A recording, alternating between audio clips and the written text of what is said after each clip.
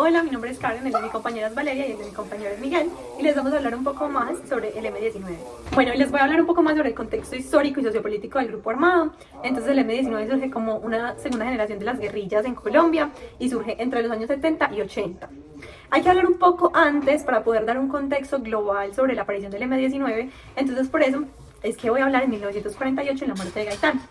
Gaitán era la esperanza de Colombia, era el que iba a marcar un cambio total en la democracia colombiana. Entonces él movilizaba masas, la gente lo seguía a donde fuera. Entonces se da una respuesta a la muerte de Gaitán y fue la violencia. Esta violencia solo se intensificaba y Rojas Pinilla apoyaba al pueblo en toda esa revolución, en toda la revolución. Rojas Pinilla daba una solución muchísimo más perceptible para el pueblo y eso hizo que los liberales le retiraran su apoyo, por lo que él decidió buscar otro partido político llamado la ANAPO. Entonces los liberales y los conservadores, en aras de mantener el poder y gobernar por siempre, deciden unirse y aquí es donde se crea el Frente Nacional. Bueno, allí es cuando en 1970, el 19 de abril, surge un hito histórico que marca al país y es las elecciones presidenciales que gana Rojas Pinilla, pero son arrebatadas por fraude y son entregadas a Misael Pastrana, que era el candidato por el Frente Nacional.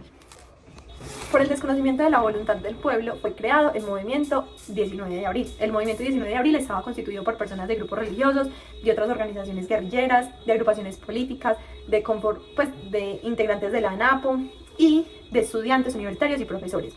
Su fin era defender la democracia y por eso su mayor referente era Simón Bolívar y su símbolo era la espada robada del Museo Quinta de Bolívar.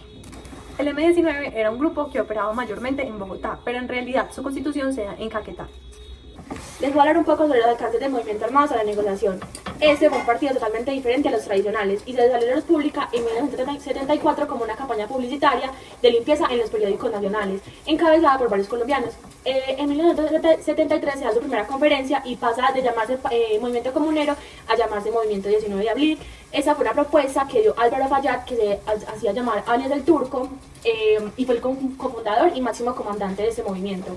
Les voy a hablar un poco sobre dos hitos muy importantes en la historia, y el primero fue en 1974, donde un comando entra al Museo Quinta de Bolívar y se roba la espada de Simón Bolívar. Este hecho se convirtió en la primera acción del M-19 y la operación fue liderada por Álvaro Fayad, que fue el máximo comandante, como les acabé de explicar. En 1985 se da la toma del Palacio de Justicia luego de los ataques a los integrantes del M-19.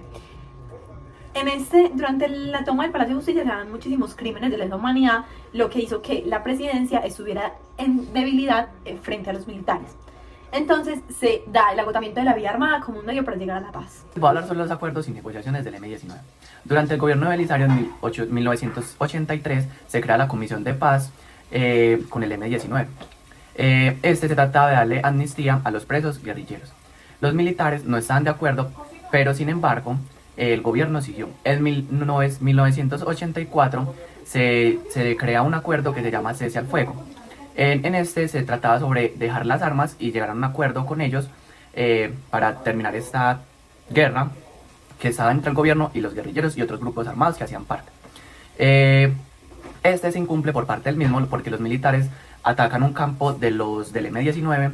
Entonces, bueno, recapitulando lo que les había explicado a mis compañeros, el 6 de noviembre de 1985, el M-19 toma el Palacio de Justicia de Bogotá y se retoma la violencia contra el M-19. Entonces en este ataque resultan muchísimas muertes y se dan muchísimas violaciones contra la vida de las personas y se dan delitos de lesa humanidad. Bueno, en 1986 el M-19, pues debilitado por las muertes de algunos líderes, se une con otras guerrillas y secuestran a Álvaro Gómez para presionar al gobierno para llegar a un acuerdo de paz. Las negociaciones de paz comenzaron en 1988, lideradas por Álvaro Leyna. En enero de 1989 se firmó la declaración conjunta que llevó al cese de fuego del M-19. El 9 de marzo de 1990 ya está pactado el acuerdo y se entregan las armas y ya, no sé más qué decir. Bueno, recapitulando lo que les había explicado a mis dos compañeros, el 6 de noviembre de 1985 se da la toma del Palacio de Justicia. Entonces se retoma la violencia contra el M-19 y en este ataque resultaron muchísimas muertes y también se dieron muchísimos delitos de lesa humanidad, lo que hizo debilitar a la presidencia frente a los militares y el agotamiento de la vía armada.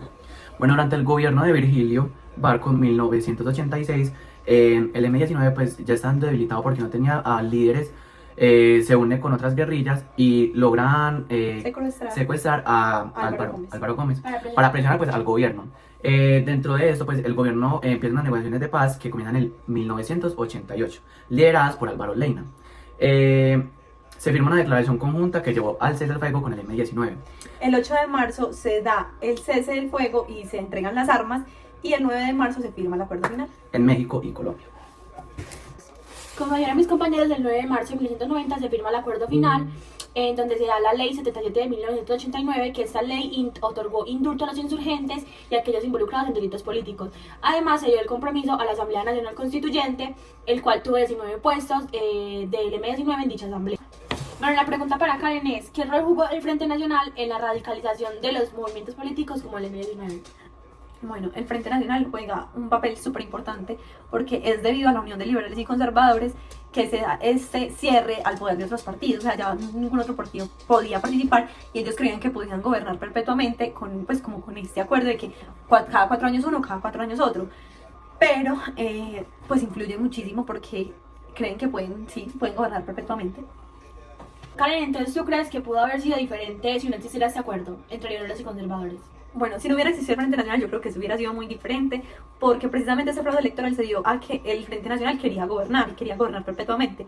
Tal vez si el Frente Nacional no hubiera existido, hubiera ganado legítimamente Rojas Pinilla como fue votación popular. Bueno, la pregunta para Valeria: ¿qué impacto tuvieron las acciones urbanas del M-19, como la toma de la Embajada de la República Dominicana o el Palacio de Justicia, en la percepción pública del grupo? Bueno, la toma de la Embajada de la República Dominicana fue vista como una demostración de justicia y astucia del M-19. A pesar de que el gobierno considera la amnistía al grupo, se dio la toma del Palacio de Justicia por el incumplimiento de los militares al acuerdo. Lo que hace la toma del Palacio de Justicia fue un común desastre político, ya que murieron muchos civiles y muchos magistrados en esa toma. Lo que minó la legitimidad del M-19 y mostró la fragilidad del proceso de paz. Y esta acción pues dejó una mancha imborrable para la historia de toda la humanidad. Bueno, la pregunta para Miguel: el M-19 tomó un enfoque más simbólico en sus primeros actos, como el robo de la espada de Bolívar. ¿Qué significa eso en términos de identidad política y de lucha? Bueno, como ellos cogieron la espada de Simón Bolívar como para simbolizarle al pueblo colombiano. Bueno, la pregunta para Miguel: el M-19 tomó un enfoque más simbólico en sus primeros actos, como el robo de la espada de Bolívar. ¿Qué significa esto en términos de identidad política y de lucha? Bueno, pues ellos les querían demostrar al gobierno y al pueblo colombiano de que la espada de Simón Bolívar era como símbolo de independencia y democracia, que es de lo que él hizo desde un principio. Con esto le mostraron pues como al pueblo de que ellos querían hacer justicia y demostrar pues que debía de haber una democracia y que no podía ser arrebatado por la anarquía de ellos.